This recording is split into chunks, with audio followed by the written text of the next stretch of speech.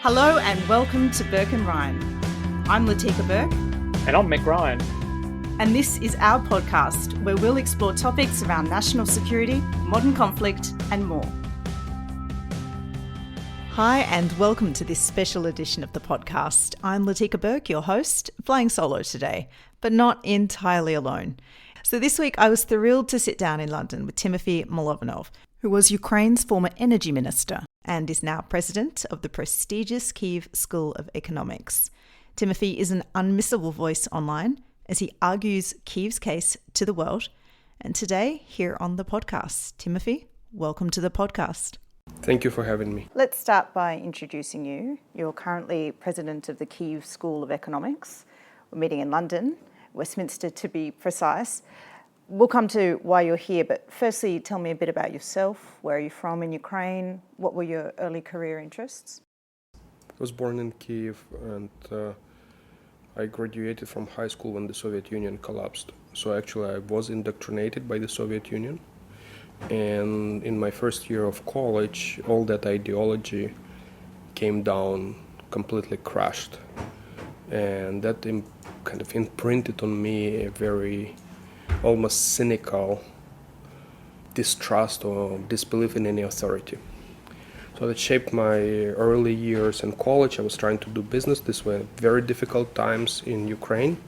They call it wild or chaotic or gangster 90s.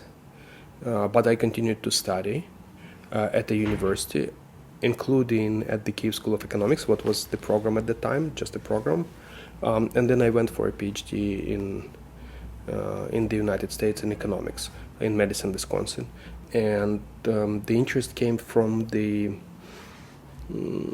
my desire to understand how humans interact, because I saw all that chaos and I wanted to formalize it because I was coming from a physics and mathematics school with that background. I wanted to put structure, and I felt that the economics is the mathematical social science queen. And so that's why I went to do a PhD in the US. Then there was an academic career, about 15-20 years. It was a postdoc and then a professorship in Germany. Some publications got me hired in the US, then in Penn State. Then I moved to UPenn. Then I moved to Pittsburgh. And then it was about 2013.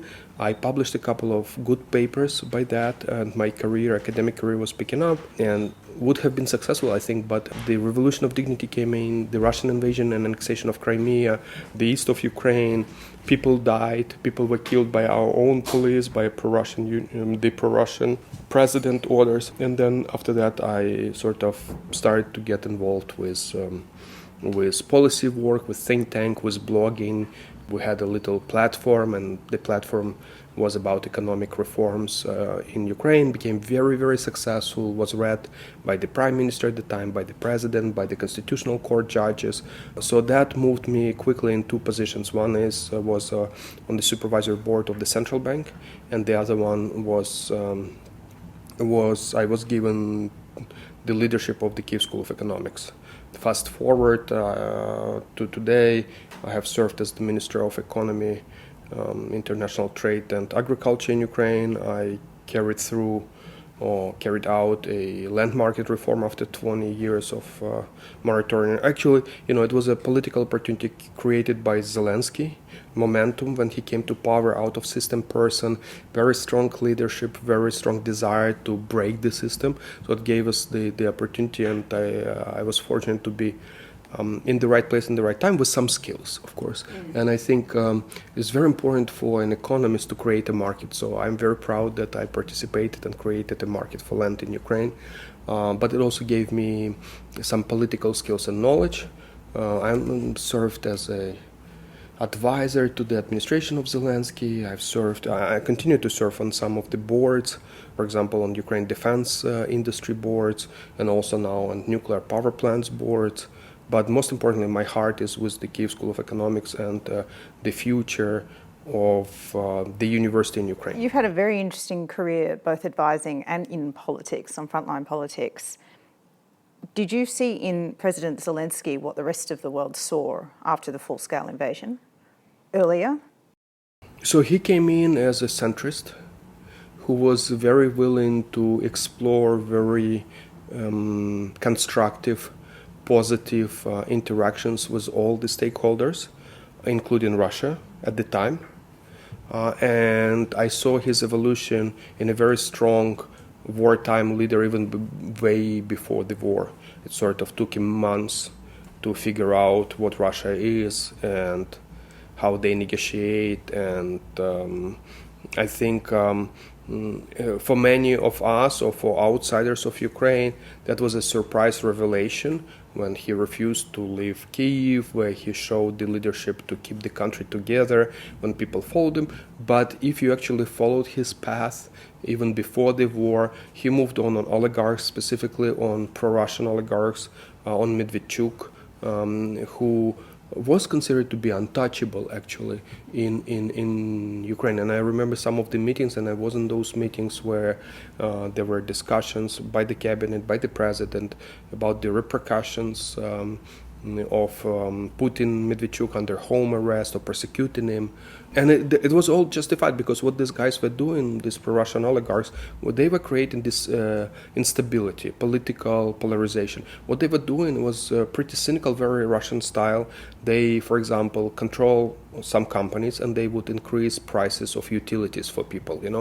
Electricity would go up, and then they themselves would organize protests against the government. So they will generate the pressure, the hardship for people through the companies they owned, and then through media they own, and through political infrastructure they own. They will confuse people about the sources of those hardship, and then would use that to leverage it against the government, to destabilize the government. And so when Zelensky saw it, he just moved in a very proper judicial manner against them. And I remember the cabinet was all petrified, especially the old schoolers, the kind of hardliners, where no, we shouldn't be doing this. This is not the, you're changing the rules of the game. So it was very clear for the insiders from the very beginning that he's going to be a very strong leader. It's very difficult to boss him around, and in that sense he's extraordinary. But from outside maybe it was not obvious at the time. Let's raise this issue of corruption, because this is one of the issues that I hear frequently that is frustrating Ukraine's bids to join the European Union and of course NATO. We saw Joe Biden give that extraordinary comment earlier this year that Ukraine was too corrupt to join NATO as is. A couple of questions here. Do you think that without the war, Ukraine would be on a path to ridding itself of corruption as rapidly as you are? What does that path look like? When do you think Ukraine can go to the West and say, we are ready to join your organisations and we can meet all your tests? And do you even agree with that assessment? So a good example is to compare Hungary and Ukraine in the corruption perception index, where they are very rapidly converging over the last 10 years, way before the war, where Hungary is dropping its standing and becoming much more corrupt, whereas Ukraine is becoming much improved consistently year after year. And that trend has started a long time ago. It actually started in 2014, 2013, when then the pro-Russian president lost power. In fact, most of the corruption was created during that time. Those guys would simply move into companies and take them over, formally or informally, private and government banks, and they would leak money, both state budget money, taxpayers' money, but also private. So they were basically mobsters. And people who did business at the time or worked in the government at the time knew how bad that was.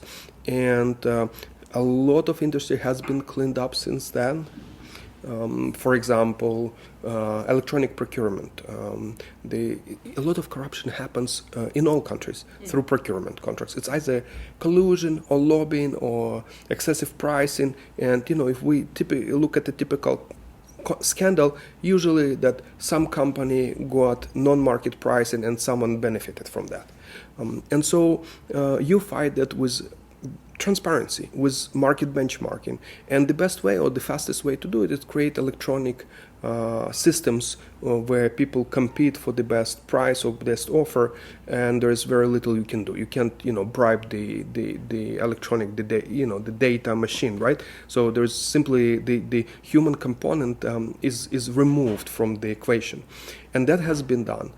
Similarly, and in fact, it has not been done, for example, in national security for obvious reasons. And the scandals that sometimes come out from there, they exactly underscore the rule, right? So they prove the point that transparency fights corruption. Then if you go into the banking system, a lot of corruption is done through the banking system. You get favorable terms, from a state-owned bank for your own business. You bribe someone on the way, or you do political favors, or you simply lobby or put people in the parliament, or in the central bank. So all of that is gone too. We had to close down about half of the banks in Ukraine in 2014, 2016. It was very difficult for macroeconomic stability. Now, the corruption still happens in regulatory environments. There's still lobbying. And there is episodic corruption in people who are remnants of deep state. And there is, of course, could be corruption. Sometimes we see those scandals in the areas where there is no transparency. So Ukraine's corruption today is probably 1/10, if not 1/100, of what it was at the height. But the fight is continuing. And Russia, in fact, has been amplifying this narrative.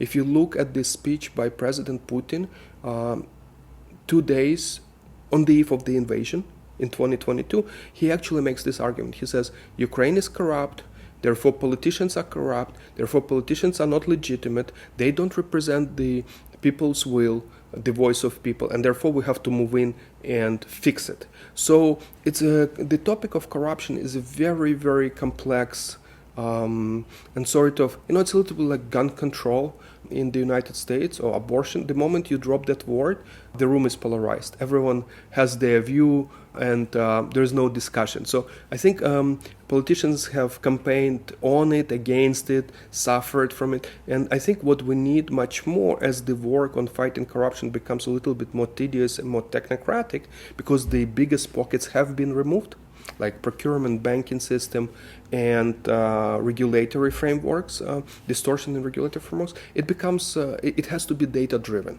And as we are moving, removing the remnants, which are still there, but they are probably, again, very, very minor relative to it, where it becomes a little bit of a beauty contest. I believe in that, because I am for corruption, I'm against corruption, this policy works, this policy doesn't work. It's a word, it's my word against your word, because there's no data.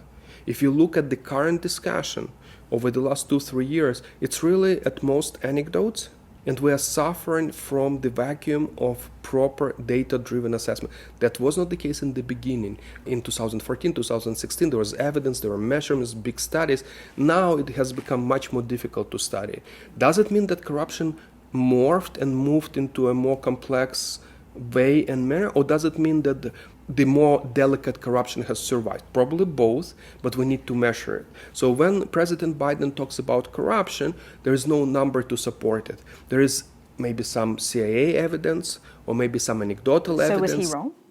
Well, he doesn't make an assessment on specific scale of corruption, but I do think that he's making a political statement, or uses corruption as an example, not an example, as a justification not to let Ukraine in NATO, because the administration policy has been, for a long time, the US administration, was not to let Ukraine into NATO, even whatever they have been publicly saying, because we have seen that in the last two NATO summits, Ukraine couldn't get a strong language, and when you talk to the insiders, and it was in media, in the Financial Times, in Washington Post, it is that the US side opposes, not Europeans.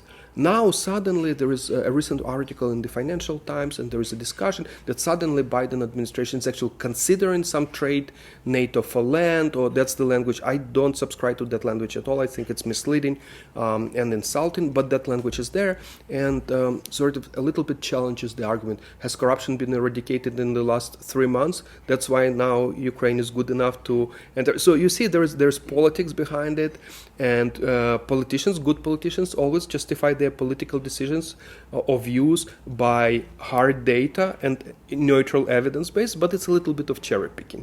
So I think corruption has become politicized.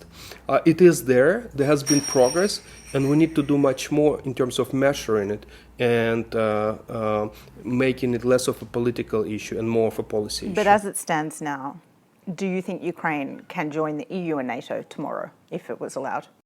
Corruption is not going to be, corruption is not of the level to prevent that.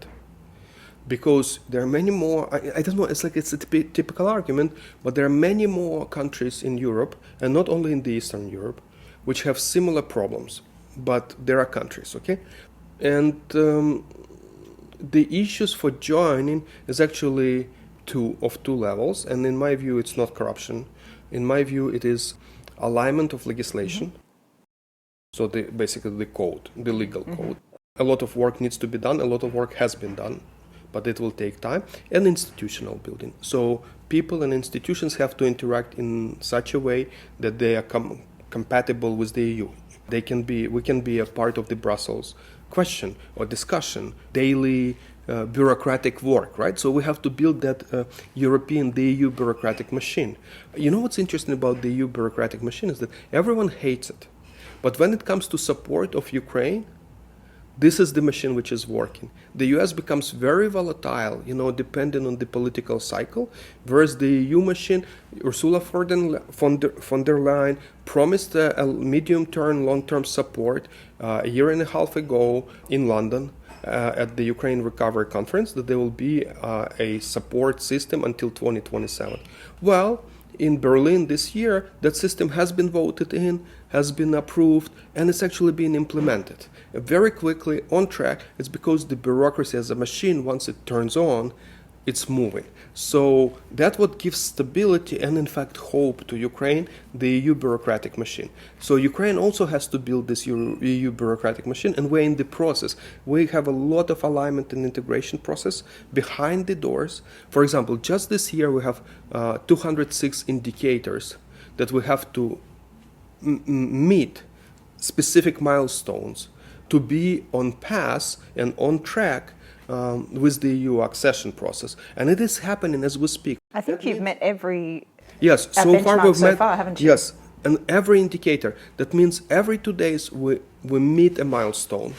Imagine how much bureaucratic work is behind that. So that is actually, it is behind the surface. It's not newsworthy, and it's okay. It's a really tedious work. So I think that's the most important part. Viva la bureaucracy, said no one ever until you today. I hate bureaucracy myself, but this is the example where bureaucracy gives you stability, and we really need stability in interacting with Ukraine. So how do you get to NATO? Because it looks like there's a bit of a mood change in Kyiv. It looks like President Zelensky is starting to turn his mind to what peace negotiations could involve. Does it and will it involve giving up the Donbass? Accepting Crimea is something you won't get back in exchange for NATO? So what's not very well known is that Ukrainians were very enthusiastic about peace agreement or the possibility of peace agreement in the beginning of the war. So there's this discussion about Istanbul meetings in 2022, which were derailed somehow. Some people blame Boris Johnson, other people are blaming President Putin, who added the last moment veto power to basically derail the entire negotiations. I remember conversations with some very high-level officials at the time where everyone was excited and convinced and enthusiastic about fast peace. Didn't happen. I was very skeptical about this because I thought that's not how it works. So it is not true that Ukrainians do not want negotiations. What I have seen is that in the recent discussions, what worries me is that a little bit of wishful thinking on the part of the West. If you look very carefully at the FT article, they cite peripheral people. Not the they say there are rumors, there are discussions, there are always rumors and discussions. What is missing there is any real evidence about the Russian willingness to negotiate, to sit down at the table. If anything, we have seen that in the beginning of the war, Russia was playing with the Black Sea grain deal, with Istanbul agreements, derailing them after a while.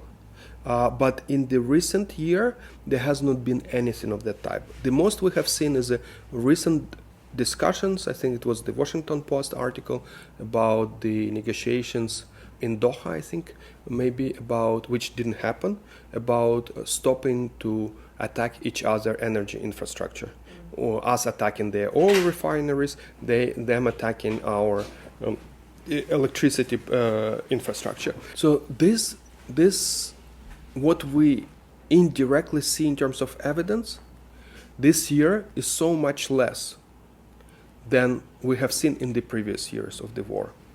In terms of actual symptoms of any kind of negotiations. Even the language about some backdoor negotiations, which we from time to time see in the news, that someone is speaking to someone behind the lines, we haven't seen it as frequently this year as before. So it is true that the mood is changing, but I worry that it is a wishful thinking on the part of some of the Western observers and politicians. Okay, let's break that down.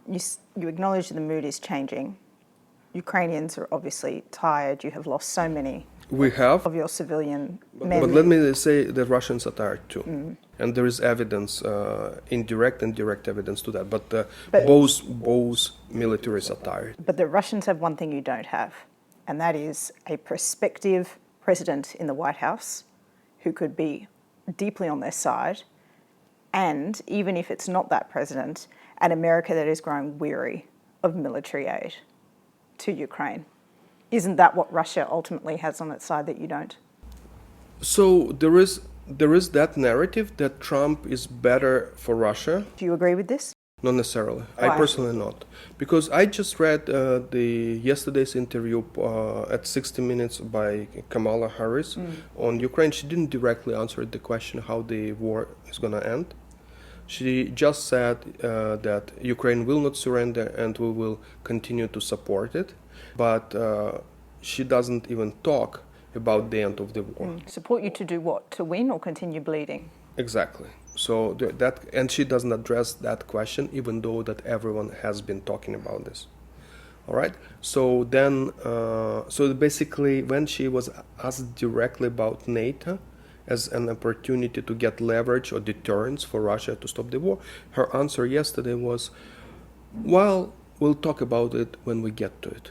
So even there, even purely speculatively, she could have said something, we need some deterrence for Russia, she doesn't have to commit to NATO, but she can talk about leverage over Russia. No, she just says we're going to talk about it when it will be time. So she's absolutely non-committal. And the Biden administration recently has been truly non-committal and resistant in giving Ukraine sufficient capabilities to protect itself. Now, we can talk about the US population becoming very and tired, but it's not all of the US population. Also, we can talk about the Biden administration sometimes explicitly delaying or resisting or managing escalation or making sure that whatever is Ukrainian or the Western move is, it's predictable for Russia. And this is no way to end the war, and this is no way to fight the war if you want to win. So Trump definitely is unpredictable for Ukraine and also for Russia. And a lot of people believe that his unpredictability actually gives him additional leverage. But I think both candidates, no matter who will end up in the White House, are not going to be that different in France. And let me argue why. First of all, I think what people in the top offices tend to forget is that the wars are decided mostly by the people of the countries fighting. Look at the Middle East. You can try all you can destroy countries, but people will continue to fight. If you look at Syria, for example, if you look at if you look at Afghanistan, at the history of Afghanistan, the U.S. intervention, Russia intervention. If you look at any war for independence, in fact, because in my view, Ukrainians are finding, anti-colonial, anti-Russian war. We don't want anything from Russia. We just want to be left alone. And that's not the war which started in 2022, and even in not 2014. The first time Russia tried to grab our people and land was in 2003, the island of Tuzla. So that's from our perspective, it's a much longer fight where they have used soft power before. They have killed and assassinated our leaders in Ukraine way before 2014 and 2022. They've done horrible things. They infiltrated our security services, our military. They subverted our independence in so many ways. So this, for us, it's an independence war. To believe that it can be resolved by one president coming to an office in the beginning of November, and having a slightly different perspective than this, it's a bit naive in my view. So you're not perturbed by these reports that Trump continued to speak to Putin after he left office? I mean, this is all, we shouldn't over-amplify it. I think we shouldn't over-amplify any of it. There's very little that can be fundamentally done about outside of some willingness of Ukrainians to resist. That's what will determine the outcome. What the endurance and stamina and desire for independence is on Ukraine. What the US and others can do is to manage the number of lives lost in the process. And it's going to come to that if Trump or Harris pull out support, more Ukrainians will die. And more territory might be lost. It might be prolonged, the war, in fact, by this desire to manage, de-escalate something. Because, if Kamala Harris, for example, decides to kind of continue as is, actually will entrench the war even more. So what the current administration of the United States has done, in its desire to manage the conflict, that it doesn't spill over, it ensured that the conflict is entrenched. And it gave it time for Russia, China, Iran to metastasize, to the North Korea, Iran, for all these relationships to be built, for military to be mobilized, for a lot of people on both sides to die, so it became personal now. For so many commanders, for so many people, it now is not about the peace, it's about avenging. I'm not saying that's the majority. Ukrainians and Russians are not hating each other like people in Israel, let's say in Gaza. So there's no that kind of hatred yet at that level, that when I see a Russian on the street, I want to kill him, So at least that's what Russians are arguing, that they don't hate us that much. I just had a conversation with a Russian on that. And they say we're not quite there, but we definitely, as the war continues to exist, we're definitely, while it's not being escalated, the frictions, the hatred between Ukrainians and Russians, the gravity of how many people have been lost and how many people want to avenge their loved ones, that is changing and that's increasing, and we're building the foundations for a longer conflict in the region. So I think that's one aspect. And the second aspect, let's say we trade some territory for something.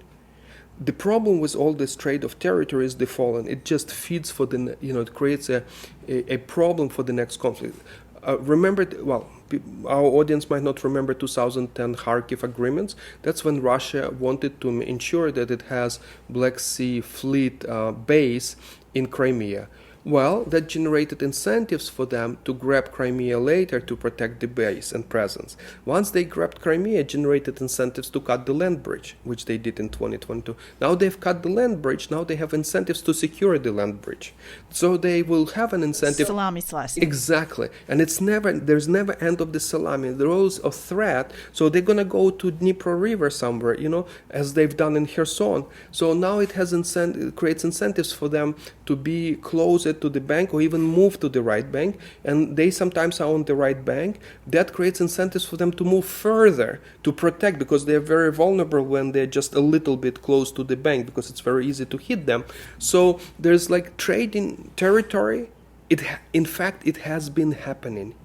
Ukraine has been giving up territory over the last 20 years, starting with Crimea, in exchange for some guarantees and supports gradually increasing for Ukraine, but that somehow has not prevented escalation. But what if the guarantee this time is NATO? Can NATO stop a hybrid attack? As long as NATO doesn't have an answer how to shoot down a drone which inadvertently flies into Romania or Poland, doesn't have an answer how to stop cyber attacks on the Netherlands or German infrastructure, and how to deal with poisonings of Russian opposition on NATO territories, hybrid attacks will continue.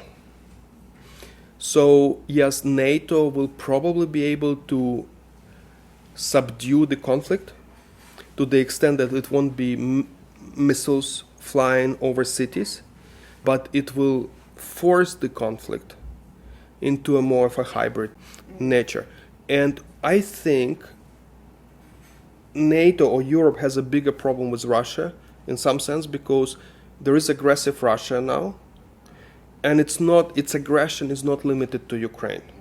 And NATO so far has not been able to find an effective way to counter that aggression. So I think it's absolutely true that the kinetic nature of the warfare can be controlled by NATO, meaning that tanks will not move beyond the line. With that I will agree. But will a little drone will fly somewhere and assassinate a specific politician? I think NATO can't prevent that now from happening. Just finally, I know you've got to dash, but have sanctions been a failure? Some not. So definitely sanctions have denied Russia tens and hundreds of billions of dollars. But are they being enforced is the right question. Had they been enforced, they would have worked so much better. Who's failing to enforce them? The United States. Why? It worries about disruption of the oil markets. The US is a very interesting country, and I'm not criticizing it. I live there. I love the country. I have a green card. I can imagine retiring there or raising my children. But it has a lot, it has a culture of big trucks. And now it is vulnerable to the price at the pump. And Russia and OPEC, by the way, are leveraging it. Interesting. There's an example I want to draw your attention to in Australia about sanctions. There's about $100 million in AUD in Russian assets that could be frozen by the government.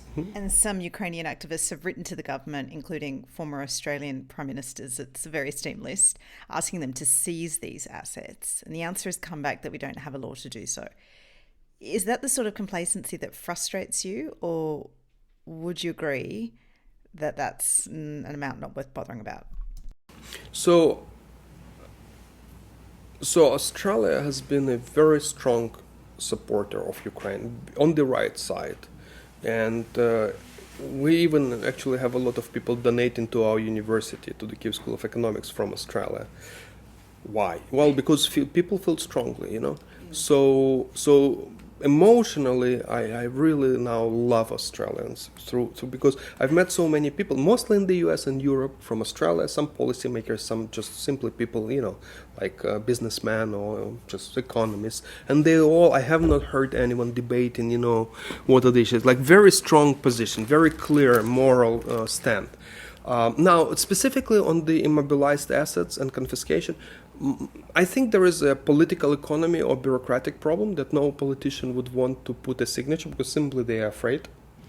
Not maybe some more, some less, but it's very like you want to be the one who is taking 100 million away from Putin. People might feel uneasy a little bit about it. I don't know how much it is an issue, but I think for some people, at least in Europe, it's an issue. In Australia, maybe not. I also have a very cynical perspective on this, thinking that the West is trying to keep this money as a bargaining chip, as a leverage, saying that we will give this money back to you if. And that's why some of the resistance is coming from. I don't believe that it is impossible to change the laws, to confiscate this. It is possible. Thank you for joining the podcast. Thank you. And that was Tymofiy Mylovanov, Ukraine's former economy minister and president of the Kyiv School of Economics. I'm Latika Burke. Thanks for listening. We'll see you next time.